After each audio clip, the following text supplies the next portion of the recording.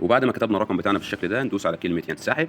خلاص على كده بيقول لك 6 جنيه و80 قرش هيوصلوا لك على حسابك. اهلا بيكم، انا محمد ودي قناتكم مدرسه اشباه النت. قبل ما نبدا كالعاده نصيحه لك الفيديو ده، لو انت جديد معانا ما تنساش تعمل سبسكرايب في القناه وتفعل الجرس بقول كل اشعارات عشان يوصلك كل جديد. شرح النهارده عن ابلكيشن ربح جديد مش محتاج منك اي حاجه، الابلكيشن مجاني بنسبه 100% وانا مسؤول عن كلامي، وكمان احنا عاملين لك سكريبت بتقدر ان انت تكسب منه الفلوس من غير ما تدخل اصلا على الابلكيشن. فما تنساش تحط اللايك وتشير الفيديو ده مع اصدقائك، ويلا بينا على الجزء العملي.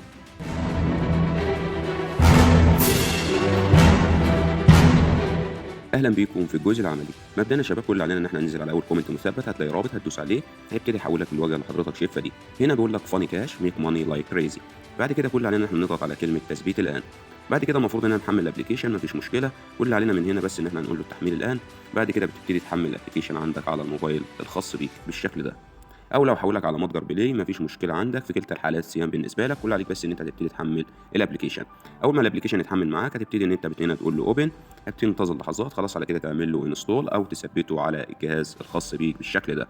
طبعا احنا واخدين كل حاجه من البدايه مع بعض كده، وخصوصا كمان ان انا ما رضيتش اعمل لك جزء اول وجزء ثاني للفيديو، فانا مكتب لك كل الاجزاء مع بعض في فيديو واحد. فما تنساش تقدر التعب بتاعنا وتحط لايك للفيديو، ولو انت جديد ما تنساش تشترك في القناه. خلاص على كده ادي الابلكيشن بتاعنا الثابت معانا. عايزين نكسب من الابلكيشن ده بقى بدون ما نقعد نعدي فيه مستويات والكلام ده زي ما هنشوف دلوقتي. هنا طبعا اول ما تدخل على الابلكيشن بيطلب منك تسجيل دخول من خلال جوجل. كل اللي عليك ان انت تضغط على كلمه جوجل بالشكل دوت، بيبتدي يفتح عندك كل الايميلات. بعد كده بتبتدي تدخل على الحساب الخاص بيك. بما ان انا عندي حساب على الابلكيشن فهو تلقائي هيبتدي يدخل على الحساب بالجيميل الخاص بيا. هنا هبتدي اقول له اي سي. بعد كده كل اللي علينا ان احنا نضغط على علامه الملف الشخص بتاعتنا دي، وده حساب الشخص طبعا محمد الخرجلي. بعد كده بننزل على اللانجوج سيتنجز هنا ونبتدي نغيرها للغه العربيه. بعد كده بتقول له شور بالتاكيد. بعد كده خلاص فتحت معانا اللعبه. ركز معايا بقى، المفروض حضرتك بتبتدي تعدي مستويات عشان تبتدي تكسب من اللعبه دي، بس خلينا نعرف ان احنا ننزل الاول البرنامج المساعد اللي بنقدر نلعب عليه. طبعا احنا مش هنلعب عليه، احنا هنستخدم السكريبت الخاص بينا، بس كل حاجه هتكون في وقتها في خلال الفيديو. بعد كده هنا نبتدي نضغط على كلمه لكسب المال، هيحولك دايركت على جوجل بلاي. بعد كده بتعمل انستول هنا للبرنامج الثاني المساعد للابلكيشن الاول. انت المفروض بتلعب على ابلكيشن والنقاط بتنضاف على ابلكيشن ثاني، فزي ما حضرتك شايف بتبتدي تعمله انستول عندك لحد ما يبتدي ان هو يثبت معاك. خلاص على كده المفروض ان هو وصل 24%، وبكده يكون الابلكيشن المساعد يثبت معانا. خلاص على كده هنبتدي ان احنا نخرج من جوجل بلاي، وكل اللي علينا برضو ان احنا هنبتدي ندخل على الابلكيشن الثاني بالشكل ده، وهنبتدي نسجل فيه بنفس البريد الالكتروني اللي سجلنا بيه فين في الابلكيشن الاول. يعني لازم تستخدم الجيميل او البريد الالكتروني الخاص بيك اللي استخدمته في الابلكيشن الاول، لازم تستخدمه هنا كمان. بعد كده بنقول له الدخول من خلال جوجل، بيفتح عندك كل الايميلات برضه، وبتبتدي تختار منها الايميل اللي حضرتك سجلت بيه هناك. زي ما حضرتك شايف كل الايميلات اهي ظاهره قدامك. بعد كده بنبتدي نختار منه الايميل او البريد الالكتروني اللي سجلنا بيه، ودايركت كده بعد ما تسجل بالجيميل هتلاقيه دخلك هنا بالشكل ده. المفروض حضرتك ان انت بتعمل ايه، بتضغط على كلمه ستارت هنا اللي هو ادخل اللعبه، والمفروض بقى ان انت عايز تنزل كل الواحد خشب دي تنزلها تحت من خلال ان انت بتخلع المسامير الخاصه بيها مثلا بالشكل ده. طيب المفروض ان انت عشان تعمل الكلام ده هتاخد وقت كبير جدا ان انت تنزل المسامير دي بالشكل ده. يعني كل مستوى حابب ان انت تدخل عليه هتبتدي ان انت تعمل الطريقه دي. يعني حاجه بصراحه مستفزه زي ما حضرتك شايف. ومش كل مستوى بقى ابتدي ان انا ادخل عليه وابتدي ان انا اشيل المسامير الخاصه بيه، وهل يا عالم هكسب بقى ولا يقول لي عيد المستوى تاني عشان خسرت. وهنا طبعا زي ما حضرتك شايف المسامير هنا فيها مشكله، يعني انا حاليا لازم اعيد الجيم ده تاني لان حاليا المفروض ان انا خسرت. زي ما حضرتك شايف ممكن ان انت تقعد بقى تخلع المسامير بالشكل ده، مش اكتر من كده. ادي اللعبه المفروض اللي حضرتك بتلعب. طيب النقاط اللي بتدينا قد ايه؟ المفروض ان هي بتديك 65 نقطه على كل مستوى بتعديه. هل من خلال السكريبت نقدر ناخد ال 65 نقطه اللي فعليا بتكون موجوده عندنا؟ طيب هنا المفروض ان هو بيقول لك ان في مشكله. طيب دلوقتي هنحل المشكله دي ازاي؟ المفروض حاليا خلاص انا دلوقتي وقفت هنا لان انا في المستوى ال 52، انما في المستويات الاولى بتقدر ان انت تعدي. فكل اللي علينا من هنا بقى ان احنا هنبتدي نخرج من اللعبه، وهنبتدي نتوجه على اللعبه الاساسيه عشان نفهم فيها بعض الحاجات مع بعض قبل ما نتوجه للسكريبت. ده طبعا الابلكيشن الاساسي اللي بيكون عليه الفلوس وازاي بتسحب والكلام ده كله. فخلينا نفصصه حته حته كده مع بعض. اولا هنا فوق عندنا العلامه اللي هي موجود عليها علامه الذهب دي او العملات الذهب دي الفلوس اللي المفروض خاصه بيك ان انت بتسحبها دايركت. يعني ايه الكلام ده يا محمد؟ يعني من خلال السكريبت انا بخليه يجمع لك العملات دي، وبعد كده بتبتدي تعمل سحب كل شيء. وطبعا هنا بتحدد المحفظه اللي انت حابب تسحب عليها. طريقه السحب هنا عندك فودافون، اتصالات، اورنج والبيبال. بتبتدي تسحب على اي محفظه انت عايزها. بعد كده بتقول له سحب كل شيء. بعد كده بتضيف رقم فودافون كاش الخاص بيك هنا، او اورنج كاش، او اتصالات كاش، او البيبال اللي هو الجيميل بتاعك على البيبال، وبتبتدي ان انت تعمل كلمه ينسحب، فالفلوس بتوصلك في نفس الوقت. في نفس الوقت ايوه فعليا انا مسؤول عن كلامي، في نفس الوقت. انما عندك الفلوس اللي هي الثانيه هنا دي المفروض ان انت بتجمعها من خلال دعوه الاصدقاء والكلام ده، وحضرتك طبعا عارف ان دعوه الاصدقاء بالنسبه لك هيكون فيها مشكله، فخلينا شغالين على السكريبت اللي بيجمع لك النقاط في المكان ده. جميل جدا جميل جدا. بعد كده عندنا هنا علامه الملف الشخصي. ممكن من خلالها برضه تسحب فلوس او تسحب العملات الدهب اللي انت بتجمعها. عندك تفاصيل الاوراق النقديه هنا اللي هي الحاجات اللي انت حصلت عليها من خلال انجاز المهمات او دعايه اصدقاء او تخطيط مستويات وهكذا. تفاصيل شروط الذهب هنا بيجمع لك بقى انت خدت الفلوس بتاعت الدهب بتاعتك منين، من خلال ان انت عديت مستويات او الكلام ده. هنا طبعا عندك ادعو صديقا للمكافآت، بتبتدي ان انت تاخد رابط الدعوه بتاعك لو حابب تدعو الاصدقاء وتبتدي ان انت تدعيهم. خلينا هنا على اليمين عندنا حاجه اسمها في اي بي بالشكل دوت. المفروض هنا كل ما بتعدي مستوى بتبتدي تاخد فلوس. هنا مثلا انا في اي بي 3 عديتها بيقول لي استلم، هقول له سيد القبول. في اي بي 4 اداني 10 جنيه هقول له استلم بالشكل دوت. المفروض حاليا هنروح على تاني حاجه بعدها. المفروض هنا ان انت بتعدي المستويات الصعبه، بس المستويات الصعبه دي هيكون لها سكريبت تاني ممكن ادمجه مع السكريبت الاول اونلاين من غير اي تدخل منك. يعني انت هتحمل السكريبت بس مره واحده وهتحمله من اول كومنت مثبت تحت الفيديو ده. عندنا ثالث حاجه تحتهم المفروض هنا ان هي النشاط الخاص بيك في اللعبه. اول ما بتوصل 100 بتقدر ان انت تيجي مع الحاجات دي. المفروض عندنا هنا كلمه يساعد. المفروض هنا بقول لك نزل البرنامج المساعد اللي احنا نزلناه فعليا مع بعض. عندنا ثلاث حاجات من تحت من هنا. اول حاجه اللي هو الكنز اللي موجود عندنا دوت. المفروض هنا ان انت ما بتوصل ليفل واحد في المستويات الصعبه بيبتدي يفتح معاك وبتبتدي تاخد الكنز الخاص بيك بيديك جنيه و60 قرش يوميا. هنا عندك الحاجه اللي بعدها. المفروض ان انت من خلال الدعوه بتبتدي تاخد فلوس بالشكل ده. وهنا الدعوات التراكميه بتبتدي تاخد فلوس خاصه بيها. وعندك هنا الدعوات التراكميه ممكن تستلم الفلوس الخاصه بيها بالشكل ده. اي حاجه عندك مش اللي انت ما اخدتش النقاط الخاصه بيها الفلوس الخاصه بيها بتدخل على اللعبه عادي وبتبتدي تاخد النقاط الخاصه بيها. اخر حاجه موجوده عندنا هنا المفروض اللي هو دعوه الاصدقاء، بتبتدي تدعو الاصدقاء الخاصين بيك. فعشان نبتدي بقى ان احنا نكسب من الابلكيشن بعد كده دلوقتي بقى المفروض ان احنا عايزين نجمع النقاط دي من غير ما ندخل على الابلكيشن اصلا ومن غير ما نعدي مستويات. فكل عليك بس ان انت تتوجه على قناه تليجرام الخاصه بينا، الرابط بتاعها في وصف الفيديو، تبتدي توجه عليها. بعد كده قبل الفيديو او بعد الفيديو هتلاقي رابط البايدرويد 3، ولازم النسخه اللي انا بستخدمها لاني بستخدم اصدار قديم شويه عن النسخه اللي موجوده على متجر بلاي. بعد كده بتبتدي حضرتك خلينا نعمل هنا كلير داتا الابلكيشن عشان يفتح معانا كاننا اول مره ندخل عليه، عشان ما يكونش عندك اي مشكله، بس عشان الحاجه اللي تواجهني في الفيديو كانها بتواجهك بالظبط مفيش اي مشكله. بعد كده ادي دخلنا على البايدرويد 3 بالشكل ده. هيبتدي ان هو يحمل معانا. وهنا بيقول لك انستولينج بايثون، بتسيبها لحد ما تكمل معاك لحد ما الابلكيشن بقى ينهي الدايلوج اللي هو ظهره قدامك ده. خلينا ننتظر لحظات. خلاص على كده. بعد كده مش هقول لك بقى روح هنا على الثلاث شرط وروح على بي اي بي لبيب بعد كده ثبت لي مكتبات، مفيش الكلام ده. كل عليك بس ان انت بتضغط على علامه الفولدر اللي موجوده فوق دي. بعد كده من هنا بتقول له اوبن. بعد كده بتروح للانترنال ستورج عندك ملفات الجهاز. بعد كده كل عليك ان انت بتنزل على فولدر الداونلود عندك. انت بتروح لفولدر الداونلود هنا، بس اهم حاجه تكون فاكك الضغط عن السكريبت اللي انا بسيبه لك، لان لو رفعته من غير ما يكون مضغوط بيحصل فيه مشكله عندك. طبعا انا بالنسبه لي هنا السكريبت موجود في مكان تاني اللي هو ده. ولازم تركز في حاجه، بعد ما تفك الضغط عن السكريبت بتاعك لازم يكون الامتداد بتاعه دوت باي اللي هو بالشكل ده. خلاص على كده بتدوس عليه بيبتدي يفتح معاك بالشكل ده. خليني اقول لك على حاجه قبل ما نروح في اي مكان. انت طبعا عشان تفك الضغط عن الملف خليني اقول لك العمليه دي بتتم ازاي. ممكن تستخدم الزد ارشيفر او تستخدم الاي اس فايل، وموجود عندنا النسخه اللي هي المدفوعه اللي قدامك دي موجوده على قناه تليجرام الخاصه بينا برضه، هحولها لك معاهم مفيش مشكله. بالنسبه لنا بالشكل ده ابتدي ان انا اروح هنا. خليني اضغط السكريبت بالشكل ده. خليني اقول لك ان السكريبت اللي انا هسيبه لك بيكون بباسورد عشان تفتحه بالشكل ده. وبما انك وصلت لحد هنا خليني اقول لك ان ادي الباسورد الخاص بمين؟ الخاص بالابلكيشن عشان تقدر ان انت تحمل السكريبت وتفتحه بالشكل ده. هنا هتكتب كوسوس نت 2009 بالشكل ده.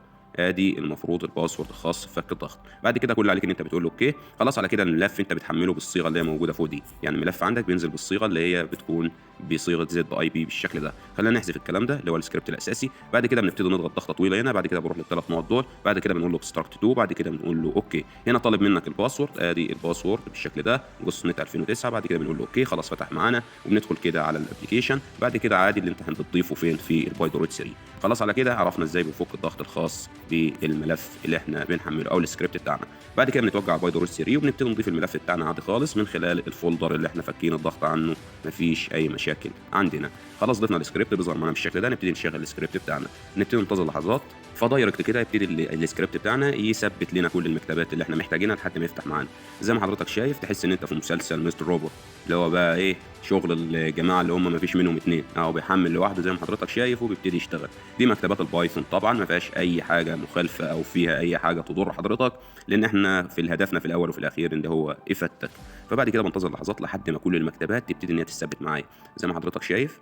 هنا طبعا لو خرجت ولا حصل اي مشكله هو دايركت تاني بيبتدي يعيد على المكتبات دي من الاول. ايه اللي اتثبت عندك وايه اللي ما اتثبتش. اللي ما اتثبتش بيبتدي يثبته واللي اتثبت خلاص بيحفظه لك في المكتبات اللي هي اتثبتت عندك على الجهاز الخاص بيك. المفروض هنا اللي هو خلاص بيثبت مكتبه من ضمن المكتبات. قال لك هنا كلمه ضن. بعد كده دي كمان ضن. هنا بيبتدي اللي هو يعني المكتبه بتثبت على حسب جوده او سرعه الانترنت عندك. يعني لو سرعه الانترنت عندك كويسه بيبتدي ان المكتبات دي تثبت بسرعه. لو الانترنت عندك فيه مشكله بتبتدي تلاقي ان ممكن تاخد معاك 3 4 دقائق في تثبيت كل المكتبات اللي انت محتاجها. فبتبتدي تنتظر لحظات، خلاص هو حاليا هيبتدي بقى ان هو يكمل باقي تثبيت المكتبات، ودايركت كده يبتدي السكريبت بتاعنا يفتح معانا. انا معاك دلوقتي عشان ما يحصلش معاك اي مشكله، لازم نسخه البايد رود 3 يا جماعه اللي انا بستخدمها. لو استخدمت اي نسخه ثانيه السكريبت مش هيشتغل معاك. اللهم اني قد بلغت، اللهم فشل. خلاص على كده بما انك وصلت لحد هنا كده بالشكل ده، كده السكريبت اشتغل معاك. كل اللي عليك ان انت هترجع مره لورا، بعد كده بتبتدي تشغل السكريبت، هيبتدي يظهر معاك بقى من فوق وادي الواجهه الخاصه بيه بالشكل ده، فاني كاش. بعد كده هنا بقول لك ان انت بتكسب نقاط مجانيه بدون اي تدخل منك.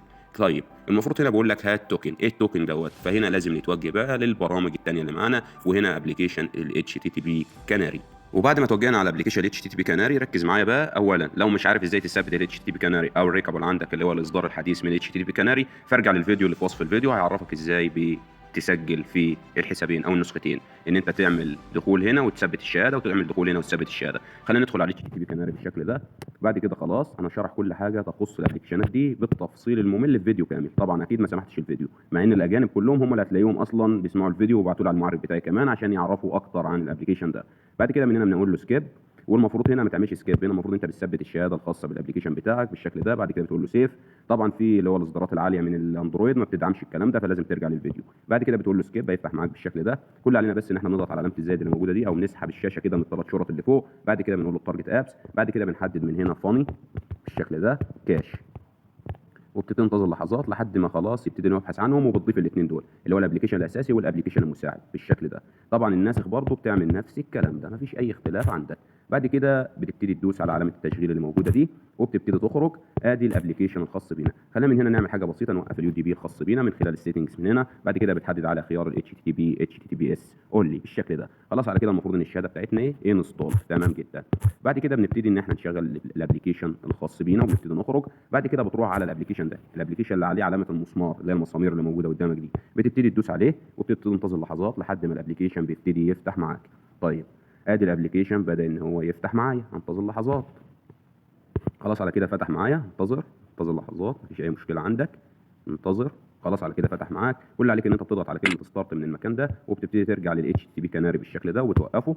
بعد كده بتروح للثلاث نقط دول. بعد كده من هنا بتقول له فلتر، بعد كده HTTP. بعد كده بتروح هنا للسيرفر هوست عندك، بتختار منها API اللي هي الاولى دي. بعد كده اسم الابلكيشن المساعد دوت كوم. بعد كده خلاص بنبتدي نخرج. بعد كده في الريكوستات اللي موجوده عندنا دي بنبتدي نختار منها اللي هو اليوزر انفورميشن اللي هو بالشكل ده اليو ار ال اللي انت المفروض تدخل عليه، اللي هو مكتوب في اخره يوزر انفورميشن. بعد كده بتروح على كلمه ريكوست المكان ده، وبتتاكد ان انت في الهيدرز هنا. بعد كده عندنا هنا ادي التوكن الخاص بينا، ببتدي ادوس عليه. وبعد كده بقول له كوبي فاليو. خليني اقول لك ان التوكن دوت موجود معاك دايما، يعني انت هتسحبه مره واحده بس وتبتدي تستخدم السكريبت. بعد كده ما عندكش اي مشكله. هنبتدي نخرج من هنا، احنا في ليفل 52 يا جماعه زي ما ظاهر قدامك. هنبتدي نخرج من هنا، وخلينا بقى نتوجه على فاني كاش بالشكل ده عشان نشوف عدد النقاط الخاصه بينا، وهل محمد بيقول اي كلام ولا لا. بعد كده من هنا نبتدي ندخل على النقاط الخاصه بينا، معانا 66190 اللي هم عاملين 6 جنيه و60 قرش. بعد كده ببتدي اخرج. بعد كده بتوجه على البايد رود 3 اللي هو السكريبت بتاعي. هنا بقول لك اكتب التوكن، ادي التوكن الخاص بيا بعمل له بيست. بعد كده دلوقتي كل بس اللي انا هعمله هدوس على انتر اللي هو السهم اللي موجود في لوحه المفاتيح تحت ده. تنتظر لحظات. هنا بقول لك يور ليفل 53، يور بالانس 3855، ات سكسسفولي 65 نقطه اللي هم بينضافوا فعليا لما بتقعد بقى تسمع الاعلان وتقعد تدخل على اللعبه ومش عارف ايه وتخلص المستوى. وبعد كده بضيف لك ال 65 بعد ما تعدي الاعلان. هنا دايركت بيبتدي يضيف لك الليفل بتاعي المفروض رافع على 54، وحاليا هيبتدي ان هو يرفع ل 55 كمان. طبعا عشان تخرج من السكريبت وتسيبه شغال لازم تخرج من العلامه اللي هي موجوده فوق الداش الصغيره دي بالشكل ده. خلاص على كده خلينا نخرج. خلينا نتوجه بالشكل ده على الفاني من تحت هنا الابلكيشن المساعد. خلينا ننتظر لحظات نشوف المستوى بتاعنا زاد ولا ما زادش من خلال السكريبت. خلينا نشوف مع بعض كل حاجه قدامك دلوقتي في الفيديو، ركز معايا. ادي خلاص 99% هيحمل، هيفتح معانا. خلاص على كده المستوى بتاعي وصل قد ايه يا جماعه؟ 57. طيب هل النقاط بتاعتي زادت في الابلكيشن الاساسي اللي هو فاني كاش؟ كان معانا 66190. خلينا نخرج ونبتدي ندخل عليه مره ثانيه. طبعا هنا التحميل بتاعه فيه مشكله، فنبتدي نخرج منه خالص. بعد كده ندخل عليه مره ثانيه عشان يبتدي ان هو يعمل لودنج لداتا جديده اللي اتحملت عليه. خلاص على كده ادي هنا نضاف لك شويه حاجات. طبعا انت مش لازم تدخل كل شويه على الابلكيشن. هنا 66645 66645. هنا المستوى بتاعنا خلينا نشوفه زاد ولا لا. طبعا كل ده والسكريبت بتاعنا شغال في الخلفيه، انا بستخدم الموبايل بتاعي عادي بس السكريبت شغال فين؟ شغال في الخلفيه. المفروض ان انا وصلت هنا للمستوى ال 60 ومعايا 4310. خلينا نخرج بالشكل ده ونتوجه على الفاني هنا كاش بالشكل ده الابلكيشن الاساسي بتاعنا. ادي خلاص هنا المفروض ان احنا نضاف لنا برضه نقاط 66775. خلينا نشوف المستوى بتاعنا قبل ما نروح اي مكان ثاني. 50%. خلاص حمل يا عم الحاج يفتح معانا يلا. ادينا في انتظار الابلكيشن يفتح معانا. اول ما يبتدي يفتح معانا بالشكل ده المستوى بتاعي وصل 62. خلينا نرجع على السكريبت، هتلاقي طبعا السكريبت عدى المستوى ده كمان. هنا المفروض السكريبت خلاص هيحمل المستوى 63 حالا مع بعض. وبعد ما سبت السكريبت دقايق خلاص على كده المفروض ان احنا وصلنا للمستوى ال 74 زي ما حضرتك شايف. حاليا هيبتدي يحمل المستوى ال 75، خلاص حمله. بعد كده كل اللي علينا ان احنا هنبتدي نرجع. انت مش لازم تدخل يا جماعه على الابلكيشنات، انت مش لازم تدخل عليهم، انا بدخل عليهم بس بثبت لك ان خلاص الابلكيشن شغال معاك. رصيد حسابنا وصل قد ايه؟ هنا ممكن تعمل ذوبان للكلام ده، بتبتدي تاخد فلوس. خلاص على كده ادي اول ذوبان، ثاني ذوبان، ثالث ذوبان، رابع ذوبان، ده بيضيف لك فلوس للمحفظه الخاصه بيك. لسه فاضل السحب ما عملناهوش. بعد كده هنا هنبتدي ندخل على النقاط الخاصه بينا. ادي النقاط الخاصه بينا بالشكل ده. هنا المفروض رصيد حسابنا وصل 67880، يعني في خلال ممكن تسيب السكريبت شغال هتلاقيه جمع لك اقل حاجه اللي هو 5 جنيه وتبتدي تسحبه معانا المحفظه الخاصه بيك. خلينا ندخل على الفاني كاش بالشكل دوت نشوف المستوى بتاعنا وصل قد ايه. هتقول لي يا محمد طب الابلكيشن بيخرج من عندك؟ اقول لك لانه بيحمل الداتا الجديد، السكريبت شغال في الخلفيه اصلا بيعد في مستويات على الابلكيشن، ان هو بيعدل المستوى بياخد النقاط الخاصه بيه وبيشوف الاعلان كمان. هنا وصلنا للمستوى ال 79. خلينا نرجع هنا على السكريبت بتاعنا. خلاص على كده حمل المستوى ال 80. خلاص نرجع، هيبتدي يحمل معانا. هتلاقي فعليا المستوى ال 80 اللي موجود هنا في الابلكيشن. اعتقد الموضوع سهل وبسيط جدا، يعني مش محتاج حاجه. كل اللي عليك بس ان انت بتجيب التوكن الخاص بيك وبتضيفه فين؟ بتضيفه في الابلكيشن. هنا بيبتدي يحمل الداتا الجديده زي ما اتكلمنا.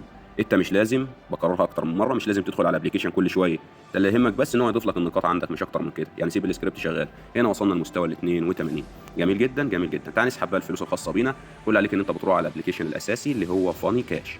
بعد كده كل اللي عليك دلوقتي ان انت بتدخل عليه. بعد كده عندنا هنا الفلوس. عشان تسحب الفلوس الخاصه بيك بالشكل ده لازم توصل ل 300 جنيه. انا معايا 150 جنيه بالشكل ده، لازم هنا توصل ل 300 جنيه عشان تقدر ان انت تسحب الفلوس الخاصه بيك. طيب هنسحب بقى من خلال السكريبت مجمع لي قد ايه؟ مجمع لي هنا المفروض 6 جنيه و80 قرش. فكل اللي انا بقول له سحب كل شيء. بعد كده هنا بدخل رقم فودافون كاش الخاص بيا اللي هو 010 كذا كذا كذا كذا، هكتبه. بعد كده بدوس على كلمه ينسحب. وبعد ما كتبنا الرقم بتاعنا بالشكل ده ندوس على كلمه ينسحب.